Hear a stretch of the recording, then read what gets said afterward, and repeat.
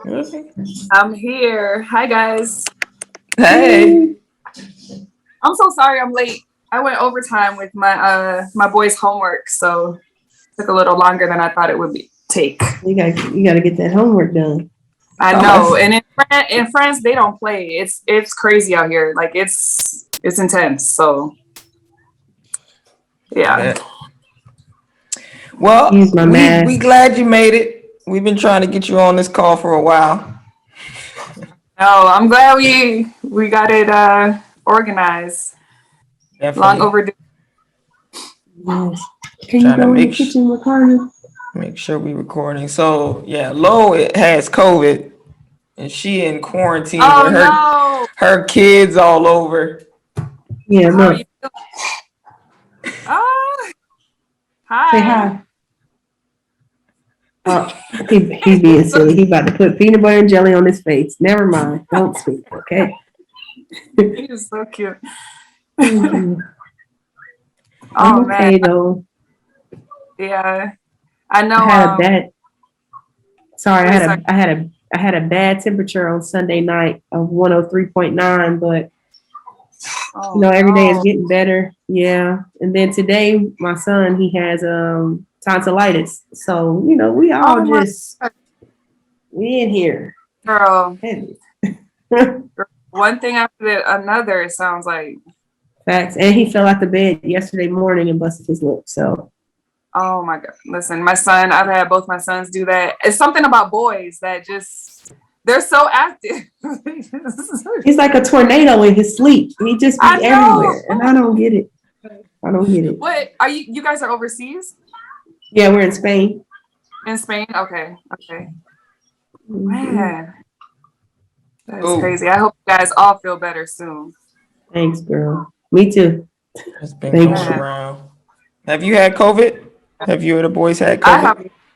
no. I'm so thankful and it's crazy because like probably 80% of my team has had it.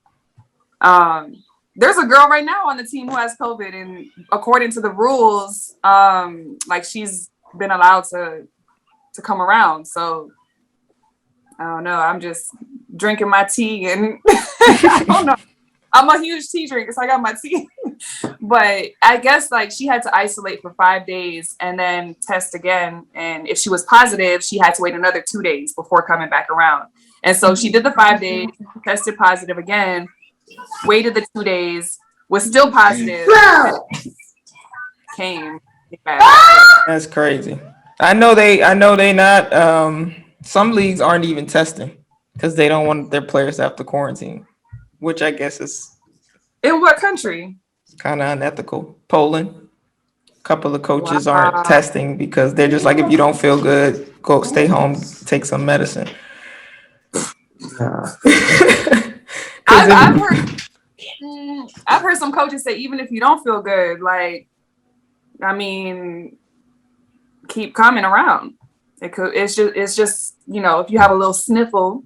I had a friend of mine just tell me that a couple of days ago. Like her coach was like, look, her coach told them like, look guys, back in my day, if we had a little sniffle, we still showed up.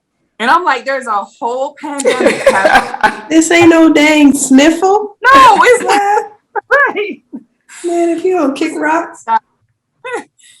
But you already know overseas, it's like the most important thing is to play. It doesn't matter if you're on one leg, if you got COVID, I guess it's Girl, the they most yeah, they important. let my husband's teammate play knowing he was positive, and now all of us got COVID. Wow. And it's And his spreading. wife, right? And his wife has a high risk pregnancy going on. Oh my god, that is so not safe. That's crazy. well, is Anything for he So yeah. is he hmm, isolated from her? Did he at least stay away from her? I think so. I think they were in different rooms in their house, but shit, he didn't let the man play now. So our Right. family got it, another family got it. It's just like these Wow. teams don't care about us. They really don't. They don't. Yeah, once They a don't few care games about get it. postponed, they just trying to do whatever, like To get that money back. to get it. Yeah, because they like no, something's going. yeah, we got to stop. You had enough times to change games. Now y'all need to come back and play. It's like facts, especially after last year. Yeah, it's crazy. But all right, Steph, we'll get into the questions and the topics. Again, we appreciate you coming on the Unguarded phone calls with us. Obviously, you and Lo have some very different paths, but the motherhood overseas piece, definitely that connection. So I wanted to just definitely start with that topic. Far as we talked about, you were basically won the French league. I think you said took bronze in Euro League right before having your boys, and then after that, you had your boys back to back, took 2 years off. Just what did that feel like? Like, were you all about it completely? Like, oh, I'm about to have these kids. It's great. Like, did you think about that it was the end? Like, what were you feeling in the moment when you knew this time period was coming up? With all of that. Initially, as a hooper, your body is your business. And so initially I had all those thoughts like, okay, I wanted a family, that was for sure, but I also wanted to hoop. I'm like, can I have a baby and come back and play? What's going to happen afterwards? Will I be able to come back in the same kind of shape? Like, will I be able to play while having, like, there's just so many thoughts that come with it. So I was really, really nervous initially. And then, I can laugh now, but in the time, like, my oldest son was 3 months old when I found out about my second son, that I was pregnant with my second son. So at that moment, I was like, okay, we're just gonna have to find a way to make this work. And I had decided after my first son that I wanted to come back and hoop. And I didn't know how it was going to happen, but I was just like, I'm going to do it. Whatever I need to do, I'm going to come back. I'm going to train. I didn't have, like, nowadays we have so many more examples of, like, left, right, and center. It feels like you're seeing a lot of hoopers getting pregnant, coming back to the game. But at that time, I don't think I had any example, actually. I didn't see that. So I think Instagram was new at the time. Like, I'm dating myself a little bit, but so I didn't see that. So I was really nervous initially. But yeah, I had my son. I got pregnant with my second son, and they were born in the same year, like within the same 300. They're 9 days less than a year apart. So yeah. So after I had them, I was just like, all right, it's time to get back to it. Let's go back and hoop. I only know McWilliams Franklin maybe had, but I think she had, her kid was older during her time overseas. So, but I always wondered about, like, once you did come back with two sons, like, how did, like, in the women's game, like, we know a lot of men bring their wives, they bring their kids, but you are a mother in the women's game with less resources. Like, how have you been able to make that happen, like, with the negotiating with these teams? Like, and you guys been at it for 7 years. So, like, how was that journey? Were you nervous that teams weren't going to take you? Like, was your agent at the time open to figuring it out for you? You know what? Like, when I had my first son, it was almost like I had to convince agents. And at the time I wasn't working with anybody. So I almost had to, like, convince them, like, look, I'm in shape. I can come back. I have my son, like, once I have him in, or actually that was right before I had him. I was like, I'm about to have him in February. I'm gonna come back strong. And it was hard. So, like, I had to convince them almost, like, I'll still be able to play. I'll still be in, I'll get in shape. It'll be fine. So it was kind of stressful at that point. And then, like I said, I got pregnant again. And then it was like, all right, I have to just go back to square one. And I actually re-signed with an agent, because I've switched a few times, which I'm sure we'll talk about afterwards. But I just reached out to, like, my first agent ever. I was like, look, you recruited me out of university, know me, you know what I'm capable of. I'm going to get back to it. Like, let's make it happen. And so I initially signed to a D2 team in France. And so I was like, all right, I'll start back slow. I'll have to prove myself again. That's what he said. So I wasn't happy about it because mentally I was still competitive. Mentally, I was like, the last 2 years I was in the French League finals. You know, the first year we won silvers. Second year, like you said, we won it all. We were EuroLeague, bronze medal. I'm like, I still had that mentality. I'm like, I can play at that level, but I was just put in a position where I had to prove it. And actually what ended up happening that year was I signed with the D2 team, and a couple months later, a girl in D1 got pregnant. So a spot opened up. And so right before season started, my agent was like, look, would you want to go first league? Like, are you ready? And I was like, let's go. Like, yeah, I'm ready. Yeah. It was tough initially because, man, I'm sure Lo, you can understand this. Like when you start to work out after having your kids, it's like everything's just happening so fast around you. Like you don't have the same rhythm. Everything is just, it took a while to move like you think you can.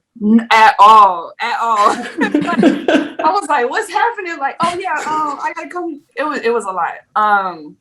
So it took me a couple months, but the second half of the year, I just started playing like how I used to.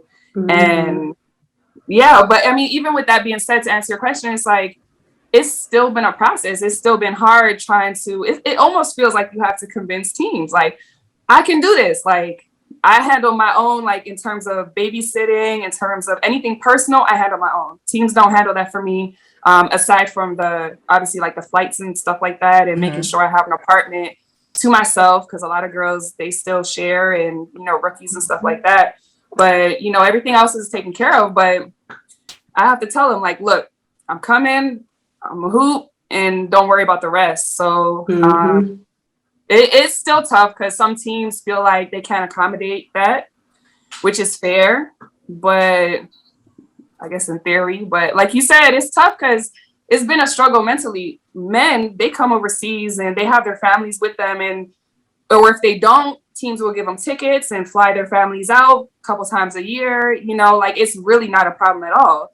So for me, it's frustrating at times because it's like, well, what's so different? You know, like you're not work. You don't have to take care of anything. I understand there's some teams that take care of babysitting or the little details with it. You know, I don't know, but yeah, that's just kind of how I did it. We've been to a couple of different countries. I take care of my stuff and we make it happen. I don't know what teams would expect out of a female athlete anyway. Like, we're the ones who have to carry the babies and birth them anyway. Right. It's going to happen at some point. Right. But they should at least be understanding. And if, you know, like they give these guys 10-day contracts. If you don't believe me, just put me on a 10-day. Right. Prove you wrong. Right. And it's crazy now because things have evolved so much, which I'm so happy about. But 7-8 years ago, it wasn't like this. Like now in France, there's a woman, she signed a 3-year contract, I think it was 2 or 3 year, with the understanding of the first year I'm going to play. The second year, I'm going to get pregnant and have my baby. And then the third year, I'm going to come back and play with you guys. Oh, that's dope. And yeah, there was that common understanding between her and her team. And I was like, that's great. That's like, to be able to do that and have that security and to have that support team is huge. Right. And man, the French League Federation, though, well, their players union and everything is pretty solid. Yeah, I hear. So I would assume that everything is just knowingly more professional in France in general. So it definitely makes sense. How has it been for the kids? I mean, both of y'all, like, what have you seen far as like the differences when you do go back home and they're around other kids that haven't had the lifestyle that they've been exposed to? Like, what do you see far as the growth or maybe the lack of growth? I know I talked to one player who forgot where they were, and they felt as though the American school that they had their kid in wasn't really up to par compared to maybe other countries or back in the States. So yeah, or what have you seen like positive, or what have you seen like negatively that you've had to deal with, far as when it comes to your kids and watching them evolve while you guys go along these journeys of living the expat life? You want to go You want me to first? go? Yeah. Well, mine's not going to be more as extensive as yours because your boys are older than mine. But as far as the daycare aspect is concerned, for me, with my oldest Jay, when we were in Italy, he's in daycare. They're not teaching him how to read and write, spell his name. They had him learning about butterflies, planting flowers, becoming one with nature, and socializing.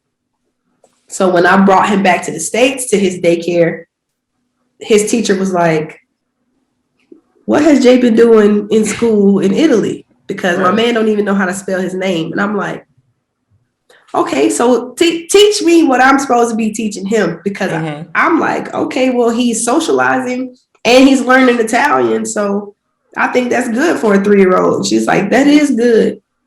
But if he gets lost, he needs to know how to spell his name. I'm like, you're right.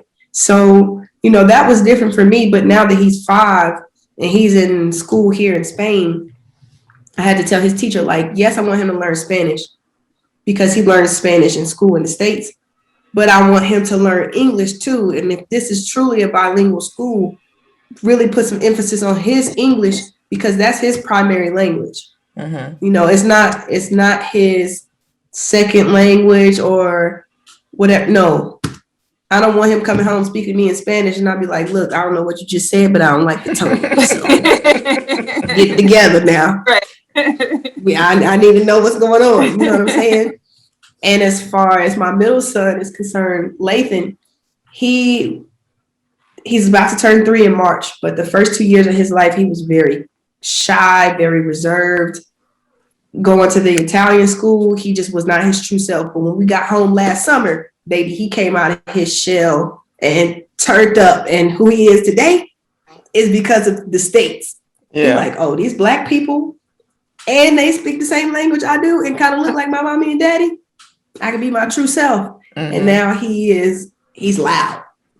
So I think the States is, great for as far as my kids. However, the cultural experiences that they get overseas, kids nowadays don't get that. And I think that just makes them a little more well-rounded because they are truly engaged in every aspect of Spanish. When we were in school, we're learning Spanish. We're learning it textbook. No, here they are speaking Spanish to him, feeding him beans and sausage, and he's a Spaniard. Yeah. You know what I'm saying? So it's for my kids, it's just something you can't get back. Yeah. And I love it. I definitely can agree with that. I feel like my boys are super well-rounded. They're very friendly. They don't shy away from, if we're at a restaurant here in France, sometimes you have like I don't even know what to call it, like table water, but sometimes you got to go and ask for it to be refilled. Like my 7-year-old, he'll get up and he'll go ask in French. So I feel you on the just the whole experience of being exposed to different cultures, different people. That I think that's impacted them in a super positive way. They have a bit of a different experience in terms of school because they go to a French school. So it's all French. I'm bilingual. I speak French too. So I was like, I'm going to fully immerse them for the first couple years. And then we'll eventually transition to an international school. But so right now they're in all French. And so when we go, I'm from Canada. So when we go back to Canada, obviously like they open up a lot more. They come back speaking way more English. They're way more comfortable with it as well. But we speak English at home and in school. It's, they depended on their teacher. For the first couple years, they had a teacher who was super understanding and said, the way that she handled their schoolwork was more so like, okay, in French, this is how we do it. And then, Mm-hmm. in English, this is how you'll pronounce it.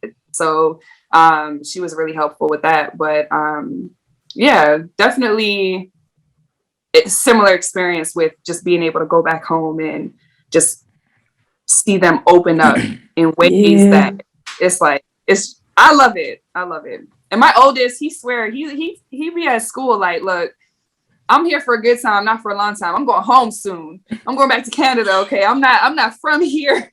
He is so like, he loves being JC on. home. He is so like, he's so attached to my dad too. So he's just like, he be in class, like drawing the Canadian flag. I'm like, listen, we're friends. We've been in France for 10 months out the year. Like, how is this happening? But yeah, they just embrace wherever they are and make the most of it, really. So Same. How old are your boys? they're 6 and 7. Okay. Yeah. So next month, Nice. actually, they have birthdays, so they'll be turning 7 and 8. That's crazy. 7 and 8. Yeah, my baby will be 1 next month. I can't believe Oh it my either, girl. gosh. A big Mine are one. February, March, and April. Oh man. See, I thought the same month was a lie, but that's Girl, see, this is what happens when I decide to go home early so that I could play summer basketball. And then Julian finishes the season and he comes back. We miss each other a little too much. Right. Right. A little too much. Well, at least But they it ain't are happening zodiac again. signs that are compatible. Look, I February, hope March, so. April. With February is Yeah. Pisces, I think. March is Aries, then Taurus. That's all compatible signs. Yeah. Well, that Taurus though, JC, he a little headstrong and social at the same time. So you gotta watch him. But they all sweeties though. They sweeties. That's sweet.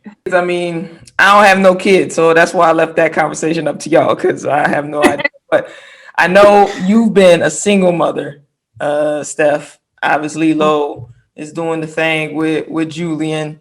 But far as being a single mother, how was that for you? Like when we overseas, I don't know, I'll speak for the no kids, dating, trying to find my soulmate. Overseas, you could get, it's confusing for I people. like how you put that. It's confusing because, sometimes you really have to check yourself. Like you're lonely. It's comfortable to find somebody who you vibe with, and, we're going to kick it. We're going to be overseas. And you lose track of time and don't really check yourself and where we are while we're doing this. Like, what are we doing? And I think overseas, like, it happens because you're comfortable. You find somebody and y'all just doing this thing together, but no one has really looked into like, okay, are we really doing this? Are we really dating? Are we really about to be together? And sometimes that leads to good, successful relationships, and sometimes it leads to not so successful relationships. From your experience, you have 2 sons, beautiful. But from your experience with the relationship and now being a single mother, like, what's your take when you talk to people around overseas and being in these relationships? Like, how do you feel around it? And of course, there's a totally new generation now, but was wondering, like, what was your take on it now being far removed after going through all your process? Like, what's your thought process on that? So basically you're asking my perspective about navigating dating as a single mom overseas. Yes. It's tough. I mean, it's tough. It's tough. I've gone through there's a lot of thoughts that come with it, right? Like, first of all, if you meet somebody, do you tell them about your kids right away? Do you, what do you do? What do you do? But I think the hardest thing for me currently, full transparency, is like, I'll need a babysitter, right? I'll need a babysitter. So, to date and to go out, I'm like, I gotta pay. I essentially have to pay to date. Yeah. You know what I mean? Like, I gotta get dinner, then I gotta, and it's really my time too. It's tough because as a single mother, I have a lot to navigate on a day-to-day, right? So I'm talking like, obviously the same stuff. Lo, I don't know how you do it either, but it's like, laundry, dishes, food, homework, You get scheduling, and then you as well have to be, take care of your husband and your house. Just there's so much to navigate on a day to day, and so I think the hardest part is just finding time to add somebody else to that. So, but I can agree with you too. Like, you're overseas a lot of time. I'm the only adult in my house, so it's like, okay, you have to navigate. Is this something that is genuine? Is this something that I'd like to pursue because, for a company, or if it's, you know what I mean? Like, there's a lot of different aspects to it. But I think the main challenge for me is just, number one, finding the time to date. And then number two, kind of justifying for me, because I take care of everything on my own. It's like, all right, I got to justify that. Transparent, I gotta pay somebody and then come out on a date with you, and I don't know how this is gonna go. It's gonna be a good day. It's gonna be this is gonna be worth my time. Okay, my time and my money. And my money, right? It's like, so yeah, that's just like the toughest things to navigate, I think. And then as well as meeting people, it's like I'm not very present on social in terms of like posting myself. Because you guys know Brooke too. Brooke is one of my good friends, and so she always tells me, she's like, you need to post yourself more. You need to, because I'm like, I go to the grocery store, I go to the gym, and I take care of my kids. I go to school, their school, and she's like, girl, unless you find the man of your life in the grocery store, like, you need to start doing stuff, going out. I don't think he's gonna be in the grocery store. Hey, if he is, he can do the grocery shopping for you. Right. So again, that's another challenge too, is like meeting people. It's like, okay, you got to go places, you got to go out to do that a lot of the time. So yeah, there's been some challenges with it, trying to navigate it and still trying to figure it out. But yeah, that's really just been my experience in the last couple of years, trying to navigate that. Yeah, it's tough. I don't know. I think it takes being open and honest, and from my experience, like, a lot of people can't handle that. When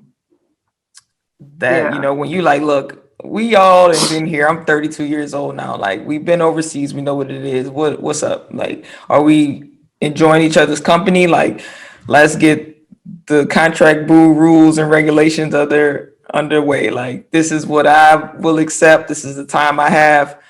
Or, no, I really like you and I think we could be together once we're done. Do you like distance? Have you been in a relationship longer than 6 months? Some people get mad, but it's like, if you can't answer those questions and be truthful with yourself, then we can't do this, especially overseas, So I don't know. I think it is tough because for some reason, we don't like to have confrontational conversations as athletes in general. And so the hard conversations. Right.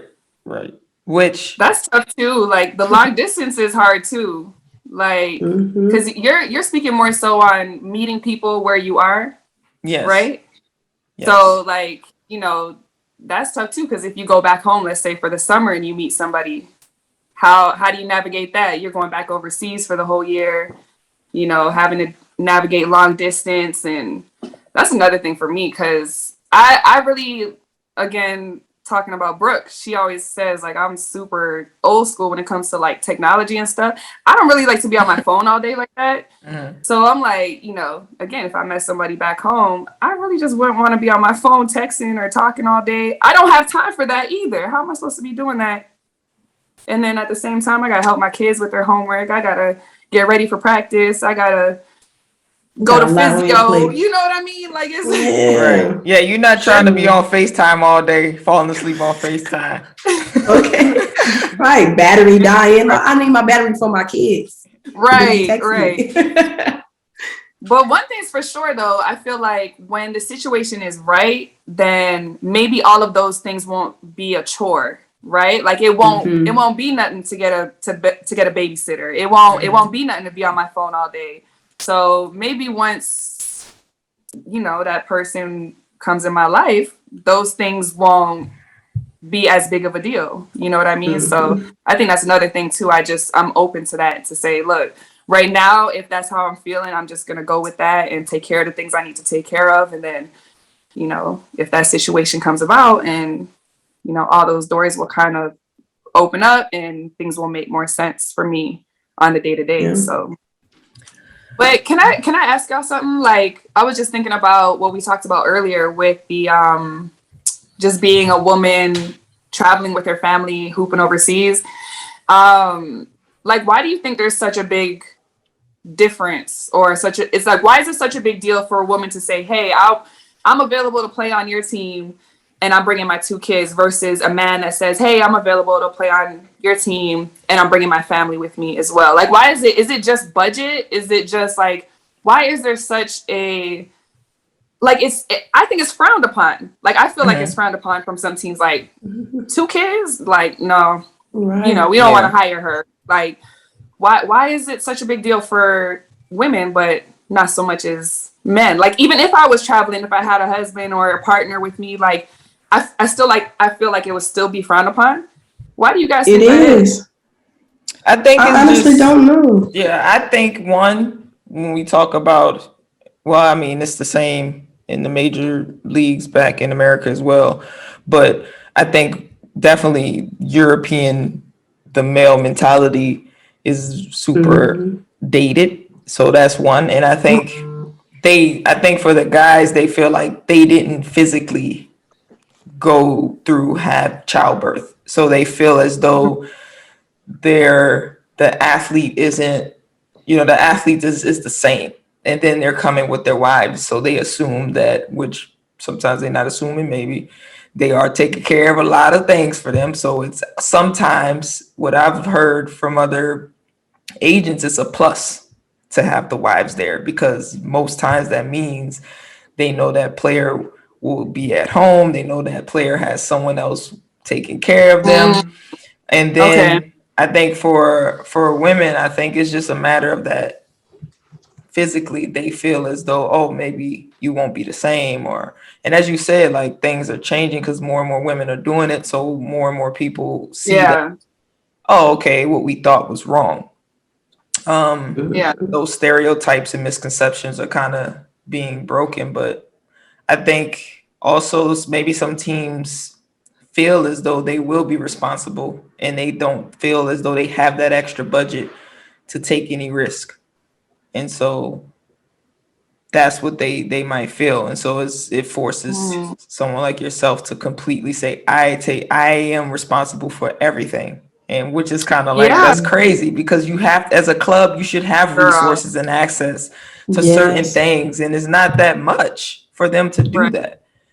I don't know. It's tough because, like, even in my league, I had a coach in my league tell me, I remember when you first came back, like that first year, because we were in the same league at that time too. And he said my agent called him and spoke to him, and he was like, we just can't accommodate her. And I was like, what does that mean? Because you really don't have to do anything. I'm not asking for you to accommodate anything. You know what I mean? And so I get the aspect of, like, will the athlete come back the same? Will she? But after a couple years of consistency, it's like that really shouldn't be an issue either. You know what I mean? But yeah, I mean, outside of the budgets over the years, I've really struggled with that. Like, what is the difference? Like, why is there so much resistance from these teams? Like, a lot of single players get 2-bedroom apartments. All right, you don't have a 2-bedroom apartment, is me and my kids, you know, like they have a bunk bed right now, you know, which is funny because they actually sleep on the same bed by choice. Like, they don't want to sleep on the I'm like, y'all are too big for this. Like, you need to start sleeping on your own. But they're like, no, can I sleep with my brother, Mom? Please, can I sleep with her? So, but yeah, it's really been like puzzling for me over the years. So I wanted to ask you guys, like, why do you think that is? But yeah, I mean, I would imagine some players. Yeah, I've talked to some players who, like you had mentioned, Stephany, you said about even flying their spouses over. Like, you know, I want to bring my husband with me, and it's like, what? No, we can't do this. Like, what? I'm gonna have my own place anyway. I just at that point I'm just not even gonna tell you. Right. Because what makes you think I want to be over here without my family Exactly. in the first place? Yeah, there's And definitely. I know moms who have left their kids in the States too because they couldn't bring their kids. I definitely could not do that. Yeah. Play an entire season without seeing my sons. Yeah, I know my rookie season in Israel, 2 girls. Because I was a rookie, so at this time, I didn't know anybody was a mom. Right. So I specifically remember they were like, "Yo, no, her and her got kids at home." I was like, what? Wow. Yeah. I was like, dang. And now that you say that, like, I wonder if it was the club wouldn't accommodate them if they took their kids with them, which is crazy. And I know one girl when I played in Italy, the president, she said she wanted her, it wasn't her husband, but she wanted her partner, boyfriend, whatever, to come over. He was actually gonna probably be getting a job in Christmas, so he would go on to play, and they were like, no, absolutely not, which is crazy. But there's a player in Poland now. Her husband is with her, European. So I don't know. You're right. There is a disconnect there that the guys can bring who they want, fly them out, get tickets, get accommodated, or we'll figure out the school. We'll figure out everything. Yeah, pay for the school even. Yeah, international. It's political. It's a shame, really, because with a lot of other things, if not everything else, they treat it as a business, right? We were just talking about COVID. Like, look, you got one leg, your ankle is swollen, you got COVID, you're playing. Like for us, the most important is you play the game. So if the performance is there and if the women are performing and getting the job done, I feel like all the others it shouldn't really matter. Like, this is my personal. That's something I've had to say to teams too. Like, business, let's talk about this. My personal, don't worry about it. Exactly. Don't worry about it. I'll take care of it. That's personal.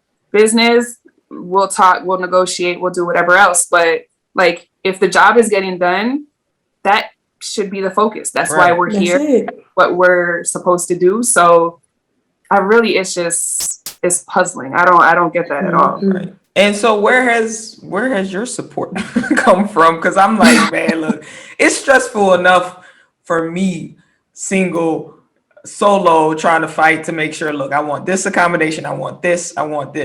Like, far as a support system, like, where has that come from? Far as like just going through this journey, of course, trying to demand the standard you feel you need for you and your sons, but also just navigating this overseas life, because we already know the challenges that come with that. Yeah, it's crazy. I mean, I think as a whole, like before I started back hooping after having my boys, I said, look, I'm gonna decide what I want, right? Like what I'm gonna ask for from each team. Like I said, I was very specific in separating business and pleasure, business and personal. So anything to do with, nanny, babysitting, whatever, I was taken care of. And then until recently, which is a huge win for me, because I'm like, I'm about to negotiate this in my contract. Enough is enough. Like, I've proven I can do this anyway. But so just straight off the bat, just deciding what I want and going for that, and then not settling for anything less, whether that's with salary, whether that's with living accommodation, whether that's with flights, or even just in discussing with my agent, like, this is where I want to play and this is what I want to accomplish in terms of contracts. So let's get it done. And like, not settling for anything less than that. And then, in terms of support, like, we have been so incredibly blessed. Like, I think about this usually around like every holiday or every birthday, because especially with social, you can stay connected with anybody. And so just every time there's a holiday or something, we just get so much love, especially with their birthdays, like, from past babysitters or past like teammates, and like everywhere we've gone, we've just had so much love. Like, that's how I met Brooke. My first year back, Brooke was on my team. Our team that year was so close. Like, we were so connected. I actually was just talking to like 3 other French teammates from that team.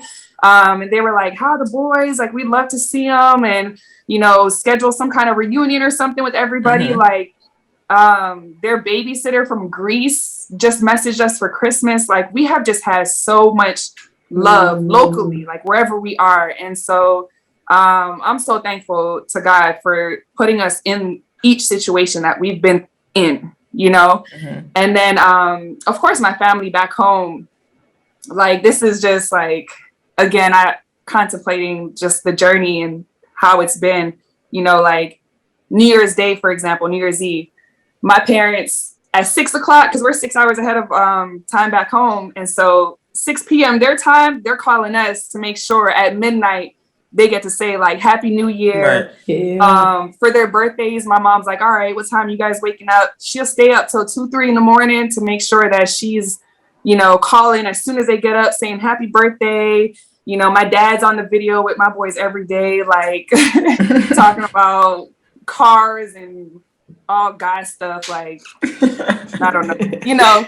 So our support, we really just, although we are here alone, essentially, like our family, just, you know, me and my boys, we haven't really felt like that a lot of the time because we've had so much love, whether it's again with the video and our family calling from back home, or, you know, the people who are here loving on us too. So it's really been great in that regard. Like, so Makes a huge difference yeah, when you just build a community and stuff like that. Yeah. And it's amazing how big of an impact your children can have on other people to make them want to stay in touch with you. You know, like you were saying, your nanny in Greece reached out to you. I got a message from the receptionist in Germany that when we played in Bonn, Jay was 1. She sent me a picture of them at her desk from 4 years ago. And I'm like, dang, you know, he's about to be 6. And she's like, I miss you guys so much. I pray your family's doing well. You guys are beautiful. And it's just like, man, like they impacted our lives as much as we impacted theirs. You know what I'm saying? Yeah. So it's definitely a blessing when you can build a community with so many different people and not feel so homesick, you know? Right. It's definitely the I've said, for me, again, no kids involved, that when you take the lens off and you stop, you know, we get in this like thinking about the team, complaining, doing this, but when you take that lens off and you start to look out, like the fans don't know about the business. The fans don't know which stuff going on. They just here to be like, you're a player in our country. We think it's cool.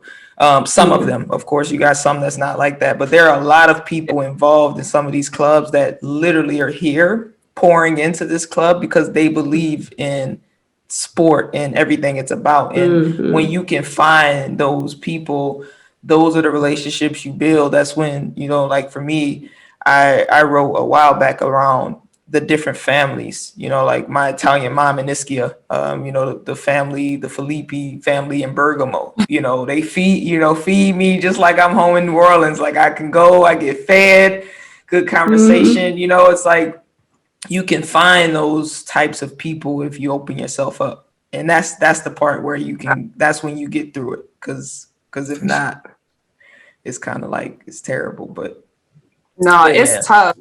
It's tough because even this year, I mean, my team is super young. Okay. And so they're so young. I'm just like, yeah, I remember what I was doing 15 years ago. Like, I can't believe there's a 15-year difference. Like, so, and I felt the difference this year because, you know, they have their, you know, everybody on the team has their little circle of friends and stuff. And this year has been very different. Like, for me personally, because I don't even think there's anybody in their 30s on my team. No, there isn't. So I haven't been really, you know, in the younger circles, and I felt the difference. You know, every other year there's been either somebody I could relate to or somebody from where I'm from, or we don't even have another foreigner on the team this year. So community, it makes such a huge difference. Like you said, whether it's like fans or just people in the city, you know, like I take my boys to a trampoline park here, and there was somebody like outside, like, oh, you play for the women's team? Oh, okay, cool. I'm going to be at the game Saturday. Like, you know, it's so cool. You got kids, and just like that love right there is just like, it just makes a difference, whether it's in that moment or in the everyday. Like it's just really, it's great to be able to have that experience, like while you're out here so far from home. You know? Definitely. Absolutely.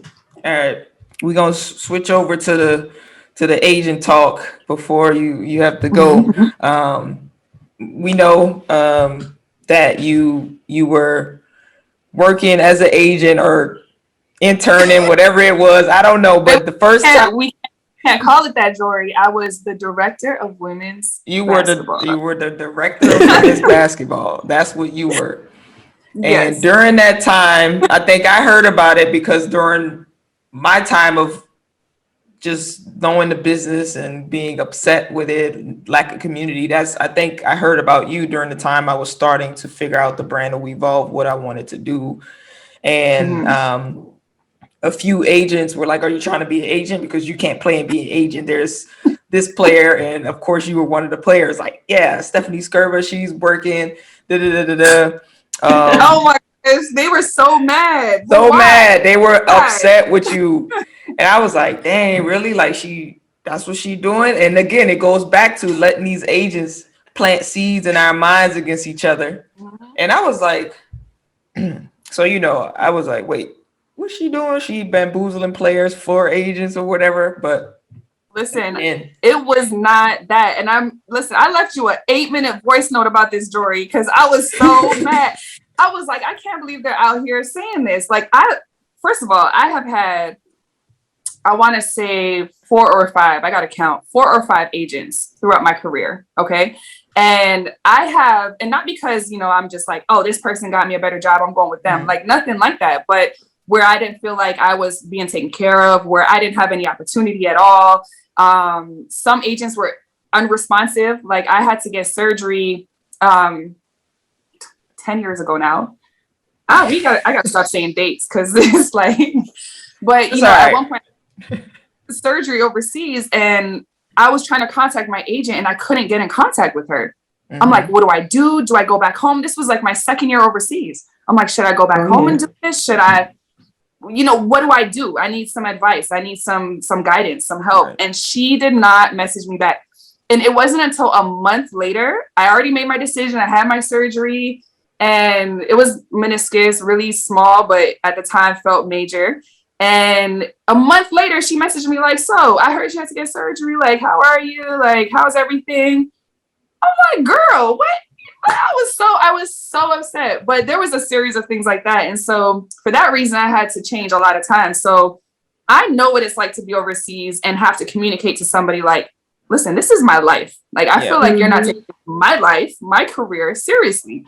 And so, and to that too, I've had a lot of women, whether it's back home or even overseas, ask me for advice. Do I have any information about certain teams? Maybe some recommendations about what they should negotiate in contracts, like all these different things. So naturally, I'm in the later part of my career. I have to start thinking about what I'm going to do next post basketball. And this was something that kind of fell in my lap. I had somebody, my boss at the time, call me and say, hey, would you be interested in joining on to be sort of a mentor for the players that we have? And, there were other responsibilities as well. But I said, you know what, this is a great chance for me to still be playing, but then, learn more about that side of the business, see if I enjoy it, gain some experience and knowledge from him as well, and to see how the company is run. And so that was really why I got started. I know what it's like to be over here and have somebody, your agent, not really care about you and your career. And so I have a chance now to make that difference and to actually care about how the players are feeling or what they're going through.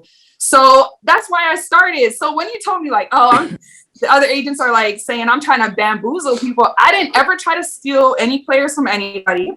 I didn't ever try to like nothing like that at all. Trust me, I found out the truth because I ain't gonna, I found out. I know you didn't do nothing crazy. I realized again, truth is not really out there in this business, but again, agents are stealing players all the time.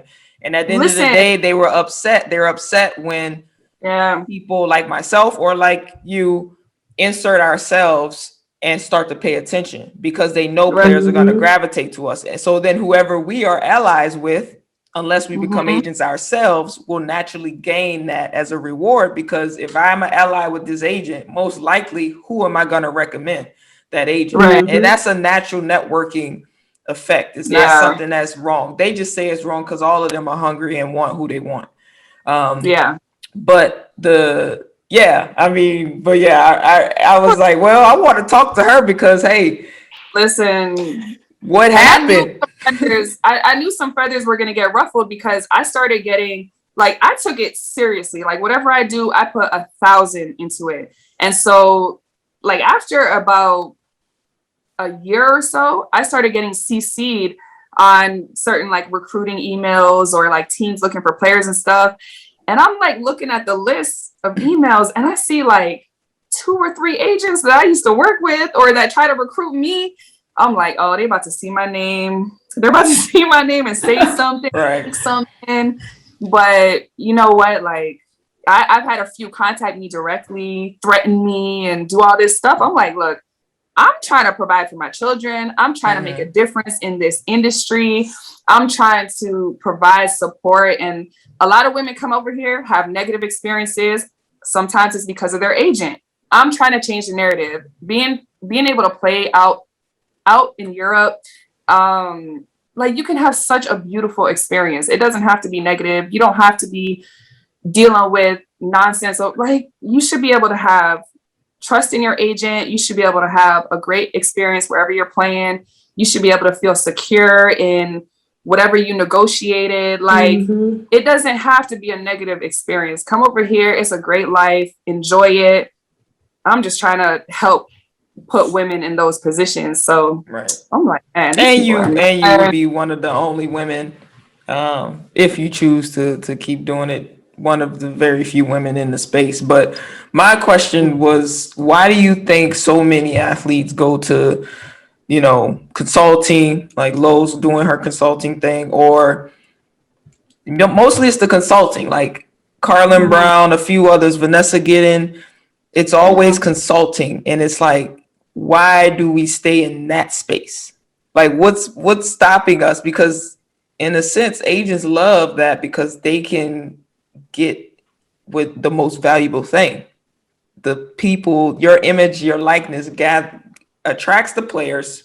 And then if you send them to them, they gain most of the wealth and money from that interaction.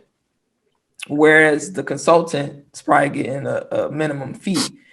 So my thing, I've always wondered, why do we have so many athletes that retire and leave the game and they stay in that space? And what I've learned, because I looked at a lot of different people, that it usually doesn't sustain once you go back stateside, because now that disconnect of that network is off, or your leverage between your teams you play for, things shift. And I feel that's what we hope, of course, what we've always to keep that connection. Because when you keep that, now it opens up a door for maybe a new way that this industry goes. But what is it? Because I don't get it. Why won't we just start a full-blown agency? This is ultimately the same thing. Yeah. Listen, I see so much power in that. There is so much power in that. And why not start an agency? Do you know how many agents? I'm so big on this. Like, so many agents. Hey, Chris. Mommy, Yeah. play a game, please. Yeah, if you can play a 2-player one. Yeah. Okay. I forgot what I was saying. Hold on. Oh wait, yeah. No, I'm so big on this. Like, a lot of agents, especially having worked in that field for 2 years, it just further confirmed. A lot of agents do not care. They don't care. Everybody is a number. How much can I make off this player? She has an issue. Oh, well, my job is done. I signed her. Like, they don't care. So to have a community like that, why not? Why not? Where we all care about each other. We all push each other forward. We all, like, whether there's something that doesn't sound right, doesn't look right, we let each other know. Look, no, you're getting, so you're selling yourself short with that situation, or you need to ask for this as well, or don't go play over there because they don't give their, you're gonna be waiting 3 months for your check, or a lot of times agents don't tell us that stuff, Right. because they have a special relationship with the coach or with the GM or the president, or That like, part. listen, it's so important for us to take care of each other. And so it's way more. That's why, like, when you told me, going back to what we were saying before about, they're like, oh, she's trying to steal players, or she's trying to, no, I'm trying to advance us. I'm trying to help us, push us Right. forward. Because if we don't do it for each other, who will?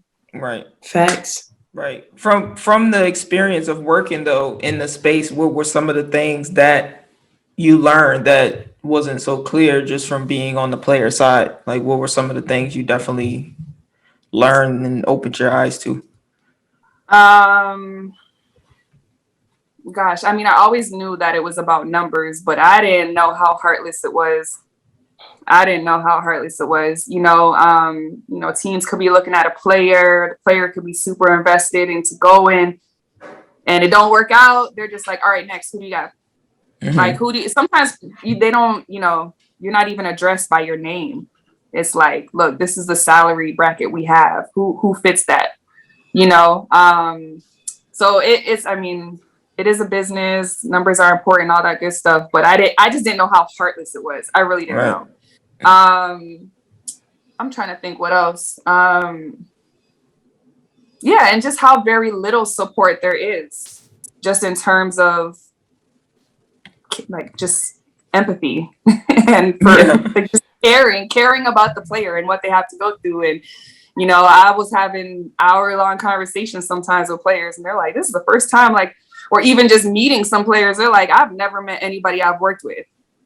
I'm like, really? Like, nobody has ever even tried to meet up with them and, or ask them like, hey, what are you doing during the summer? Do you need any resources for workouts? Or, when COVID hit, making sure, like, that was a huge thing for us. Like, at the time, it was just like a lot of players didn't have support and resources for working out. They didn't know where to go to, or, just providing that support just, is not very common on that side of things. So, yeah, I think those are things that come to mind right now.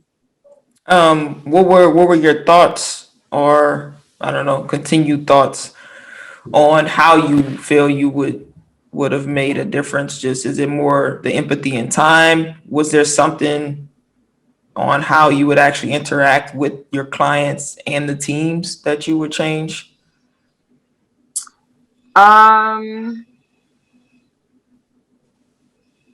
You know what? For me, I think.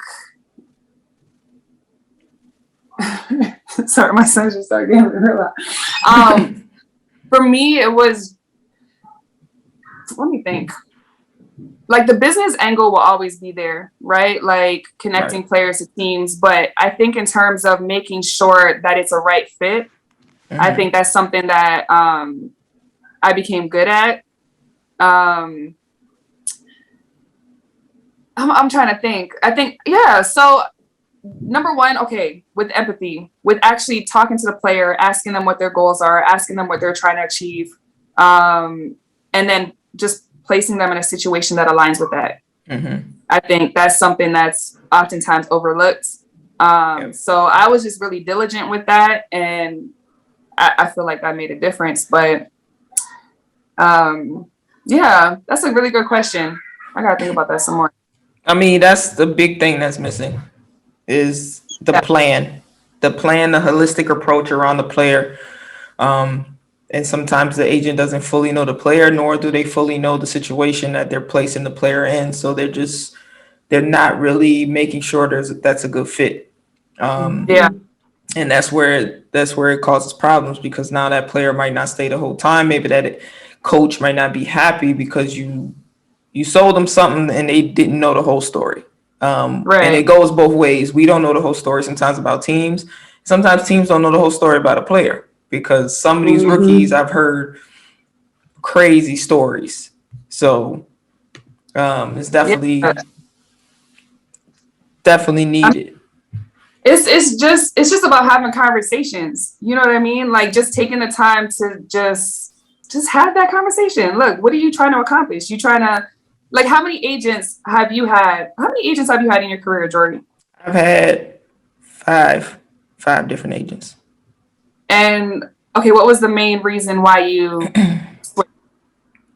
First one, Steph. I left her because it was just she was coming with just some unprofessional talk, and at the time, it was things that with other players I wasn't about. I really wanted to prolong my career, but so I left her. The next agent I had, I really went quick with one agent, but found out that he was working with three other partners, and I was like, "What?" So then quickly went to another agent, which was more so like a one contract deal, low key, just to get me back overseas. Because after Israel, I didn't have a job because I fired Steph, which was my fault at the wrong time. Again, no mentorship, not knowing how I should have went about it.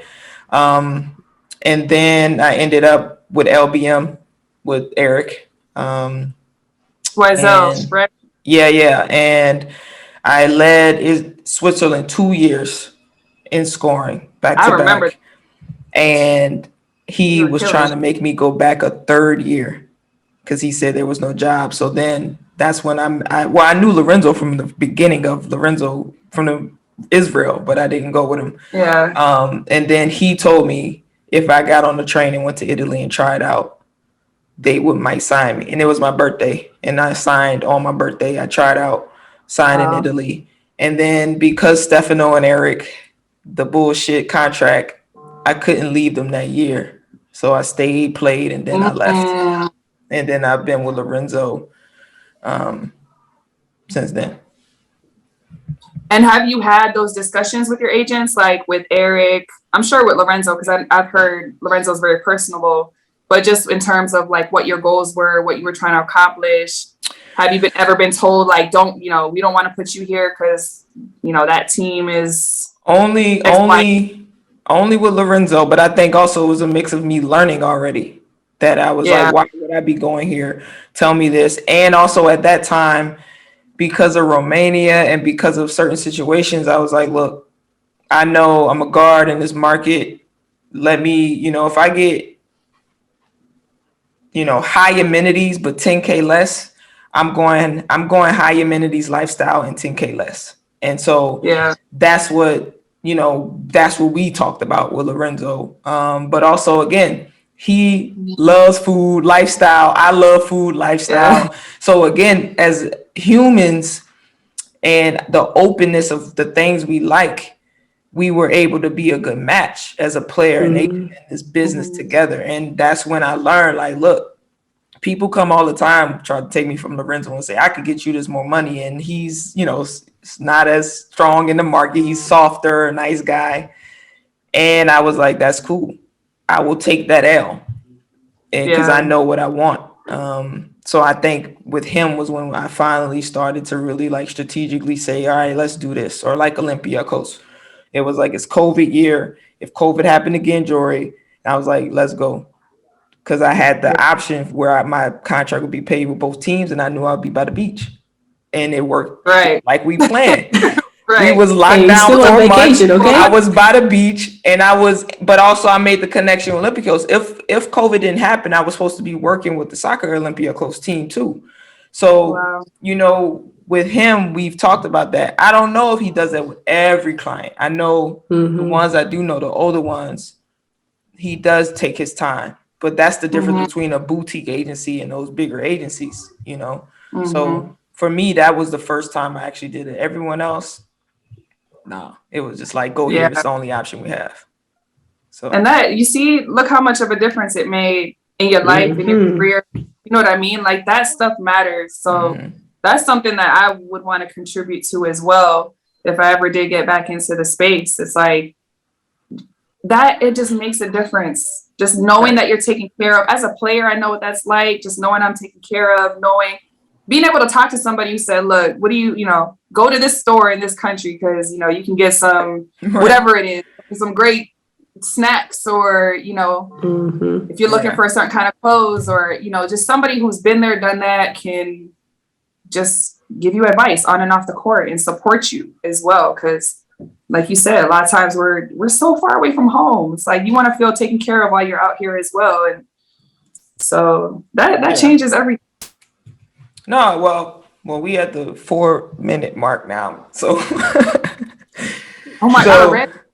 yeah, I definitely appreciate the time. It was a good talk. We could obviously talk about a whole bunch of topics, but definitely good talking to you. We're gonna have you all on social now, so people gonna be like, "Oh, Oh where's my she God. coming from?" You never on social media, so Brooke gonna repost. You gonna be everywhere. I know. We're gonna be like, "No, you talk to my homegirl." For sure. I know. No, thank you But for having me.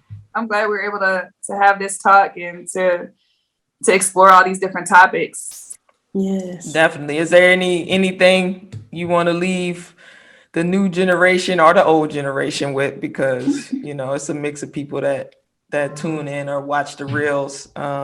Just from your experience, are there any like a few key things that you always kind of drop some gems on people about this business or the lifestyle? Yeah, number one is, this is a big for me too, a big one. Not everybody's gonna understand your journey, but that's okay because they don't have to. It's yours to live it fully, live it wholly. And that's something, because a lot of people obviously are like, what, 2 kids going overseas? What are you doing? Go back home. When are you gonna retire? Listen, this is my journey. We're enjoying every single day. We're taking full advantage of every country we're in. We've traveled to 16 countries together. We're doing our thing and we're enjoying every moment. So not everybody's gonna understand your journey. That's all right. Do your thing anyway. And I mean, as cliche as it is, overseas life it does get tough. It does get mundane at times. But you have to try to find the little joys every single day. You have to get out, explore, learn something new about the culture, make friends locally. I'm all for, watching the TV and movies and all that stuff, but sometimes turn it off, go out for a walk, go down to the center, try a new food, learn a couple words in the language, whatever it is, just take full advantage, because one day you're going to look back and, my dad said this to me the other day. He's like, have you explored like the different places to see around your city? Like, have you taken advantage? Like, one day you're going to look back and you'll be like, man, I didn't even know that historical site was near where I was living. I didn't know that. Like, take full advantage. Go on Google what to do in whatever city you're in, but really just enjoy every moment, because now being at this part of my career, I can say like, man, it's almost over. Right. And, you're going to look back and you're going to some people are going to wish they took more advantage and they enjoyed more of the moments. And, so I would just say, take advantage every moment, every day, and enjoy the journey. Awesome. Well, I'm a fan of what you've accomplished. All y'all mothers. I think I have all the connects to all the mothers. Lo, Damiana about to have her third one. And don't even know what she having. Yeah. So definitely shout out to all the mothers doing it and living this lifestyle. So I appreciate you again. I'll text you. We'll need some pictures and stuff for when we launch. And yeah, that's all. Tell your boys thank you for being quiet, both of y'all. I know they're in their playing now, but they're in their playing. Yeah, right. Thank you. All right, peace. All right, bye. Bye.